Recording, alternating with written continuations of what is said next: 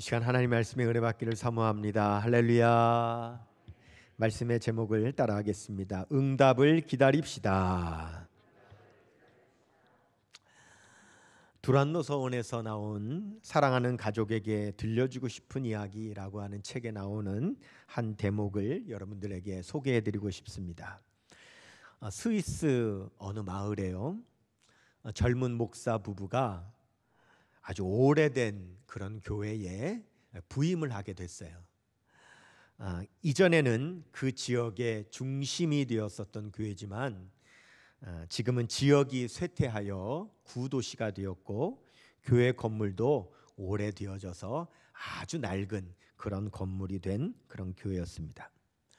이 부부는 이제 크리스마스를 앞에 두고 예배당을 새롭게 단장하여 아름다운 예배당에서 예배를 드리고자 하는 소망을 가지고 어렵지만 그 부부가 손수 예배당에 페인트를 칠하고 또 벽지도 바르면서 예배장을 단장하려고 잘 준비를 했어요. 그런데 웬일입니까? 크리스마스를 불과 이틀을 앞두고 큰 폭풍이 불어온 겁니다. 그 폭풍에 그만 그 낡은 예배당이 견디지를 못하고 예배당 강단 전면에 있는 벽에 큰 구멍이 생겨버리고 만 겁니다. 이 목사 부부는 그동안에 준비하고 또 성탄절에 아름다운 예배를 드리고자 했었던 소망이 이제 수포로 돌아가게 된 것이 너무 낙심이 되었습니다. 그 예배당 뚫어진 그 벽을 바라보면서 그 성전에서 목사 부부는 그렇지만 하나님께 기도했습니다. 하나님께서는 분명히 이런 일에도 하나님의 뜻이 있을 줄 믿습니다. 그렇게 기도를 했어요. 그리고 기도를 마치고 그날 오후에 예정돼 있었던 고등부 바자회가 열렸는데 그 바자회에 가보니 길이가 4m가 넘는 정말 아름답고 큰 긴 식탁보 천이 나와 있는 거예요. 그런데 이 부부가 같이 바라볼 때에 저 식탁보는 전면에 구멍난 그곳에 길게 늘어뜨리면 구멍도 가릴 수 있을 뿐만 아니라 또 성탄 장식도 되겠다 하는 생각을 동시에 갖게 됐어요.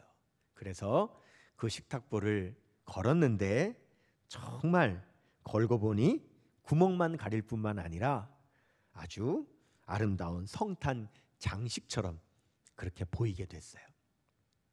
그리고 나서 교회를 나와서 사택으로 가려고 나섰는데 교회 앞에 있는 버스 정류장에 한 나이가 지긋한 부인이 서 있는 거예요. 버스를 기다리려고. 그런데 버스가 오려면 아직 시간이 너무 많이 남은 거죠. 목사 부부는 부인에게 날이 추우니 교회로 들어와서 버스가 올 때까지 좀 기다리고 있으라고 그렇게 배려를 해줬어요. 이 부인은 아이 돌보미를 구하는 집에 지금 면접을 보고 돌아가는 길이라고 그렇게 이야기를 했습니다. 예배당에 들어온 이 부인은 예배당 안에 그 앞면 벽을 바라보다가 깜짝 놀랐어요. 저 식탁보는 원래 제 거였습니다. 제가 예전에 만찬용으로 만들었던 것이 틀림없습니다. 그 여인은 식탁보 끝에 새긴 자기 이름까지도 보여줬습니다. 부인은 자기 사연을 들려주는데 본래 오스트리아 비엔나에서 살았는데 2차 세계대전이 발발하면서 스위스로 피난을 떠나게 된 겁니다. 남편은 부인을 먼저 보내고 나중에 오기로 했었는데 그만 남편은 독일군에게 붙잡혀서 수용소에 수감되어 있다가 그만 죽었다고 하는 그 소식만 듣게 되었다고 이야기를 했어요. 목사 부부는 그 식탁보를 부인에게 돌려주려고 했으나 부인은 지금은 저에게 이렇게 큰 식탁보가 필요가 없고 예배당에 걸려 있는 것이 더 보기가 좋다고 감사하다고 인사를 하고는 떠났습니다. 이제 다음 날 크리스마스가 되어 그 교회는 은혜로운 크리스마스 예배를 드렸습니다. 예배당에 걸어놓은 식탁보는 그 앞에 둔 촛불에 황금색 실이 반짝이며 더 아름답게 빛나고 있었습니다. 예배를 마치고 나가는 한 노신사가 목사 부부에게 이렇게 말하는 거예요. 참 이상한 일이죠. 저 식탁보 오래전에 제 아내가 만든 식탁보와 너무 똑같이 생겼어요. 오래전에 비엔나에 살 때 아내가 특별한 만찬 때를 위해서 만들었던 식탁보였지요. 오 주님, 제 아내의 영혼을 받아 주시옵소서. 그 말을 듣는 순간 목사의 온몸에 소름이 돋았어요. 노신사에게 식탁보를 만든 부인을 만난 이야기를 해주었어요. 노신사는 숨을 몰아쉬며 이럴 수가, 아내가 살아있다니 어떻게 하면 내 아내를 만날 수 있을까요? 목사 부부는 부인이 면접을 보았다는 집으로 찾아가 그녀의 주소를 알아냈어요. 그리고 노신사와 함께 그 부인의 집으로 찾아갔죠. 그날 서로 죽은 줄만 알고 헤어졌던 그 부부는 눈물 겹도록 행복한 가슴 벅찬 상봉을 하였던 것입니다. 어떤 이들은 이 일을 가리켜 아주 우연한 행운이었다고 말할지도 모릅니다. 교회 벽에 생긴 구멍, 낡은 식탁보, 섬김을 실천한 목사 부부 등 모든 것이 우연의 결과라고 말입니다. 하지만 만일 그 사건의 많은 요소 중 하나라도 때맞춰 일어나지 않았다면 그 노부부는 영원히 만나지 못했을 것입니다. 만일 폭풍이 몰아치지 않았다면, 교회 벽에 구멍이 나지 않았다면, 자선 바자회가 열리지 않았다면, 교회를 나서는 그 시각에 부인이 버스 정류장에 서 있지 않았다면, 수많은 조건들은 끊임없이 이어져서 아름다운 결과를 이루어냈습니다. 이 모두는 하나님의 뜻이었습니다. 우리가 수없이 들어왔듯 하나님은 신비로운 방법으로 일하십니다 하는 그러한 내용이에요.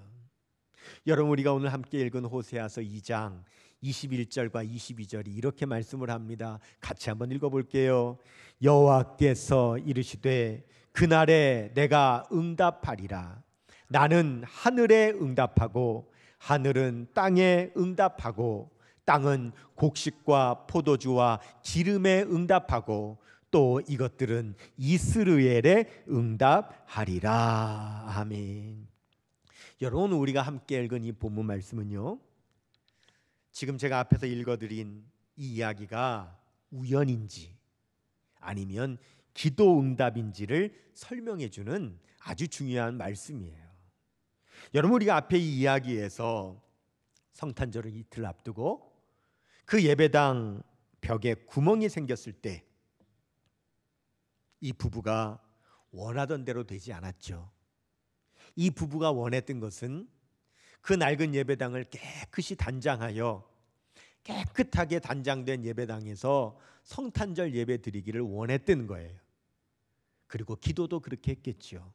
그런데 그가 원했던 기도대로 되지 않고 도리어 낙심이 되는 큰 어려움이 생긴 거예요.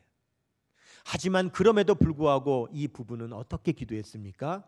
하나님, 이 일에도 분명히 하나님의 뜻이 계실 줄 믿습니다. 그렇게 기도를 했다는 거예요. 우리가 이 사실을 놓쳐서는 안 되죠. 결국 모든 일들은 그 목사 부부의 기도대로 이루어진 거예요.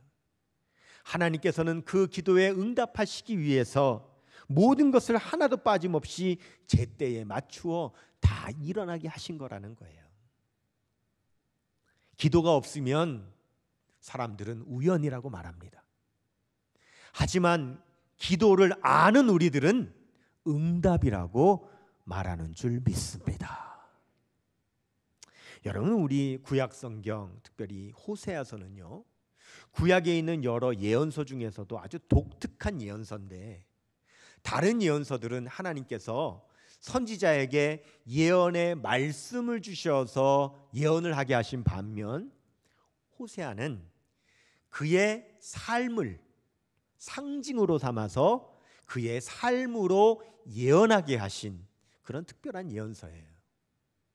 호세아는 방탕한 여자인 고멜과 결혼을 했는데, 하나님께서 그렇게 하게 하신 이유는 그 고멜이 바로 하나님을 저버리고 타락한 그런 이스라엘 백성들을 상징하게 하시는 그러한 예언이고요. 호세아와 고멜 사이에서 태어난 장남인 이스라엘이라고 하는 아들은 바로 바벨론의 포로로 사로잡혀 갔다가 다시 돌아오게 될 그러한 이스라엘 백성들을 예언적으로 상징하는 그러한 아들이 이스라엘이에요. 이스라엘이라고 하는 말은요, 우리가 잘 알고 있는 이스라엘이라고 하는 말과 전혀 다른 말입니다. 이스라엘이라고 하는 말의 뜻은 하나님께서 심으셨다라고 하는 뜻을 가지고 있어요. 농부가 밭에 씨를 심는 것을 의미하는 그런 말씀이에요. 여러분, 농부가 씨를 심을 때는요, 한 가지를 바라고 심는 겁니다. 마지막에 결실하여 추수하기를 바라고 심는 겁니다. 하지만 농부가 씨를 심었다 그래서 바로 추수되는 것이 아니죠. 농부가 씨를 심고 나서 추수가 되기까지는 수많은 과정들을 거쳐야만 곡식을 수확하게 되는 거예요. 여러분, 농부가 아무리 하나님 앞에 씨를 심고 구체적으로 기도한다고 한들 그 농부가 얼마나 구체적으로 기도할 수 있겠어요? 여러분, 씨가 땅에 심겨져 그 생명력이 터져나와 발화가 되는 데까지만 해도 수많은 조건들이 다 맞아야만 싹이 트는 거예요. 그리고 그 튼 싹이 열매를 맺도록 성장하고 곡식을 맺기까지는 수많은 것들이 다 조건대로 순서대로 이루어져야만 그 열매를 맺게 되는 거란 말이죠. 그러니 그 농부가 어찌 그 모든 사실을 알고 일일이 다 기도할 수가 있겠냐는 거예요. 기도할 수 없습니다. 하나님께서 이루신 모든 섭리들을 우리가 다 알 수 있다면 절대 우연이라고 말할 수 없을 줄 믿습니다. 오늘 호세아서에서 하나님은 그래서 이렇게 말씀하시죠. 다시 2장 21절에서 22절 말씀해 보시면, 여호와께서 이르시되 그날에 내가 응답하리라. 나는 하늘에 응답하고 하늘은 땅에 응답하고 땅은 곡식과 포도주와 기름에 응답하고 또 이것들은 이스라엘에 응답하리라. 여기서 말하는 이스라엘은 바벨론의 포로로 사로잡혀 갔다가 다시 돌아오는 이스라엘 백성을 상징한다고 말씀드렸죠. 이스라엘 백성들이 바벨론 포로에서 하나님 앞에 기도했겠지요. 하나님, 우리를 구원해 주세요. 우리를 돌아오게 해주세요. 그때 하나님의 응답이 그냥 이루어진 것이 아니라 이스라엘 백성들은 오직 구원해 달라고 하는 기도 하나 했지만 그 기도의 응답을 이루시는 하나님의 보이지 않는 곳에서의 역사들이 계속 있었다는 것이죠. 우리가 하나님 앞에 비가 내리게 해달라고 기도할 때 하나님은 그 기도에 응답하시기 위해서 바다에 있는 바닷물을 수증기로 하늘로 올리시고 그 수증기를 모아 구름으로 만드시고 그 구름을 바람으로 불어 우리의 땅에 내리게 하시기까지 하나님의 응답은 그렇게 계속 이루어져 간다라고 하는 것입니다. 하나님은 우리의 기도에 응답하시기 위하여 아주 구체적으로 세심하게 역사하시는 거예요. 누가복음 12장 7절 말씀 읽겠습니다. 너희에게는 심지어 머리털까지도 다 세신 바 되었나니 두려워하지 말라. 너희는 많은 참새보다 더 귀하니라. 아멘. 여러분, 예수님의 이 말씀이 과장일까요? 하나님께서 우리의 머리카락까지 하나라도 세신다는 그 말씀이 과장일까요? 절대 그렇지 않습니다.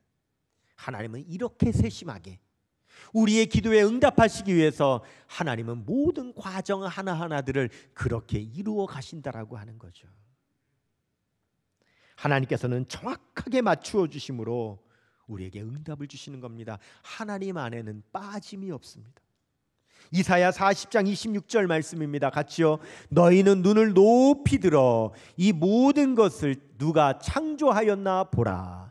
주께서는 수요대로 만상을 이끌어내시고 그들의 모든 이름을 부르시나니 그의 권세가 크고 그의 능력이 강함으로 하나도 빠짐이 없느니라. 아멘. 여러분, 창세기 3장에 보면 뱀 사탄이 아담과 하와를 미혹해서 범죄하게 만들죠. 그때 하나님께서는 범죄하여 이제 죄로 인하여 죽을 수밖에 없는 인간과 또한 그를 미혹한 사탄 마귀를 향하여 예언의 말씀을 주십니다.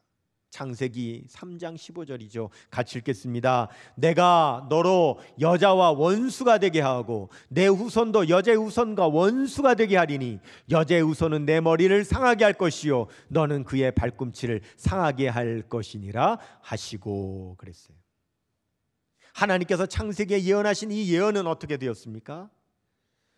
예수님께서 2000년 전 이 땅에 오셔서 십자가에 못 박혀 죽으시기까지 하나님은 아주 세밀하게 그 구원의 역사를 이루셨고 또 마지막 날에 우리 예수님 재림하심으로 완전히 승리하시기까지 이 역사를 또한 앞으로도 세심하게 우리 하나님께서는 이루어 가시는 줄로 믿습니다. 그렇죠. 그래서 이 세상의 역사는 그냥 우연히 되는 대로 가는 역사가 아니라 하나님께서 우리를 구원해 가시기 위해서 하나하나 세심하게 순차적으로 이루어 가시는 역사이기 때문에 우리 교회에서는, 기독교에서는 이 세상의 역사를 뭐라고 부르느냐? 구속사라고 부릅니다. 하나님께서 인류를 구원하시기 위해서 이루어 가시는 역사다라고 부르는 거죠. 하나님이 이렇게 이 역사를 세심하게 이끌어갈 뿐만 아니라 우리의 기도에 응답하시기 위해서도 하나님은 세밀하게 우리의 응답을 이루어 가시는 그런 과정을 우리에게 깨닫게 하여 주시지요. 우리의 일상생활 속에서 아주 작은 일 하나까지라도 우리가 하나님 앞에 기도하면 하나님께서는 그렇게 이루어 주시는 거예요. 두 친구가 대화를 나눴대요. 한 친구가 예수 믿는 친구라 그가 기도에 응답받은 간증을 하였더니 옆에 있던 불신앙의 친구가 이렇게 말하더래요. 그것은 기도 응답이 아니라 우연히 이루어진 일이야. 그렇게 잘라 말했더니 간증한 친구가 이렇게 말했답니다. 네가 뭐라고 말하든 상관없어. 나는 앞으로도 네가 말하는 그 우연히 늘 일어나는 이 놀라운 일들로 살아갈 테니까 말이야. 그렇게 얘기했다. 여러분 어떻습니까? 우리에게는 우연이라고 말하기에는 너무나도 기가 막히고 놀라운 하나님의 역사들이 얼마나 놀라운 방법에 의해서 놀라운 과정들을 거쳐서 하나도 빠진다면 이루어질 수 없는 일들이 그렇게 하나하나 하나님께서 하나하나 일일이 맞추어 주셔서 얼마나 우리의 삶 가운데 그동안에 많이 이루어 주셨는가 하는 거죠. 요한복음 4장에 보면 수가성 우물가 여인이 이렇게 말할지도 모릅니다. 나는 그날 우연히 예수님을 만났어. 하지만 여러분 그건 우연이 아니었죠. 예수님께서는 그 여인을 만나기 위하여 일부러 사마리아 성으로 들어가셨고 일부러 우물가 곁에서 그 여인을 기다리고 계셨기 때문에 그 여인을 만날 수 있었던 것이지 절대 우연이 아니라는 거예요. 사도행전 10장에 고넬료의 가정, 이방인의 가정이 구원받을 수 있었던 것은 고넬료가 기도하는 그 시간에 하나님께서 천사를 베드로에게 보내사 그에게 환상을 보여주셨기 때문에 다음 날 고넬료가 베드로에게 사람을 보냈을 때 베드로가 그가 이방인임에도 불구하고 가서 복음을 전해준 것이었지, 만약에 그 전날 베드로가 환상을 보지 않았다면 고넬료가 가정이 찾아왔을 때, 사람을 보냈을 때 베드로는 거절했을 겁니다. 우연히 이루어진 일은 없습니다. 국어사전에 보면 우연이라고 하는 말은 아무 인과 관계없이 뜻하지 않게 일어난 일이라고 되어 있습니다. 그러나 저는 이 말은 바뀌어져야 된다고 생각해요. 이 말의 정확한 뜻은 이렇게 번역해야 됩니다. 아직은 온전히 하나님의 뜻을 깨닫지 못한 일, 이렇게 번역되어져야 됩니다. 아직 하나님의 뜻을 온전히 깨닫지 못했으니 우연이라고 말할 수밖에 없는 것이죠. 하지만 우리는 압니다. 우연이란 없습니다. 하나님의 뜻 안에서 이루어지지 않는 일은 없습니다. 그러므로 모든 일은 하나님의 뜻 가운데 이루어지는 거죠. 오늘 본문에서 기도 응답을 이루어 주시는 아주 중요한 진리를 발견하게 되는데, 호세아서 2장 23절은 이렇게 말씀하지요. 같이 읽어볼게요. 내가 나를 위하여 그를 이 땅에 심고 긍휼히 여김을 받지 못하였던 자를 긍휼히 여기며 내 백성이 아니었던 자에게 향하여 이르기를 너는 내 백성이라 하리니 그들은 이르기를 주는 내 하나님이시라 하리라 하시니라. 아멘. 긍휼히 여기신다고. 우리에게 이렇게 응답하신 이유는 우리를 긍휼히 여기시기 때문이라고 말씀하시는데, 이 긍휼이라고 하는 단어는 히브리어로 라함이라고 하는 단어인데, 오늘 본문에는 긍휼이라고 번역됐지만 다른 곳에서 라함은 사랑이라고 그렇게 번역이 됩니다. 하나님께서 우리를 사랑하시기 때문에 우리에게 이렇게 세심하게 기도의 응답을 이루어 주시는 줄 믿습니다. 여러분, 급한 기도 응답이 꼭 좋은 기도 응답만은 아닙니다. 하나님, 당장 우리에게 하나님 공물을 거두게 하여 주시옵소서. 우리는 그렇게 바랄 수 있지만 그렇게 곡식을 거두기까지는 하나님은 하늘에 응답하시고 하늘은 땅에 응답하고 땅은 곡식과 포도의 기름에 응답하고 그것들은 이스라엘에 응답하리라. 우리의 기도는 응답되어져 가는 과정 중에 있는 줄로 믿습니다. 때로는 중간에 우리가 원하지 않는 방향으로 가는 것 같아 낙심이 되고, 하나님께서 내 기도에 응답하시지 않는 것인가 우리가 때로는 그렇게 생각할 수도 있지만, 그러나 우리를 사랑하시고 우리를 긍휼히 여기시는 하나님이시기에 하나님은 분명히 우리에게 아름답고 선하게 가장 좋은 곳으로 응답하십니다. 비록 이 코로나의 과정이 지금 우리가 원하고 기도하는 대로 이루어져 가고 있지는 않지만, 분명히 이 과정을 지나고 나면 하나님은 이 모든 과정을 통해서도 하나님의 더 아름다운 뜻을 이루어, 그래요, 우리가 순금같이 되기 위해서는 아마 더 회개해야 될 필요가 있나 봅니다. 순금이 뭡니까? 모든 불순물들을 제거하는 거 아니겠습니까? 아마 우리들에게, 우리 민족교회가 더 제거해야 될, 우리가 또 눈물로 씻어내야 될 회개의 불순물들이 우리에게 있기 때문에 하나님께서는 이 기도 응답의 과정으로 지금의 삶을 이루신 것은 아니신지 우리는 낙심하지 말고 더 하나님 앞에 기도하며 기도의 응답을 기다려야 될 줄로 믿습니다. 우리 예수님은 기도할 때 낙심하지 말라고 말씀하십니다. 누가복음 18장 1절입니다. 같이요. 예수께서 그들에게 항상 기도하고 낙심하지 말아야 할 것을 비유로 말씀하여. 아멘. 응답은 과정이 있죠. 우리가 기도했다면 지금 그 응답은 이루어지는 과정 중에 있는 줄 믿습니다.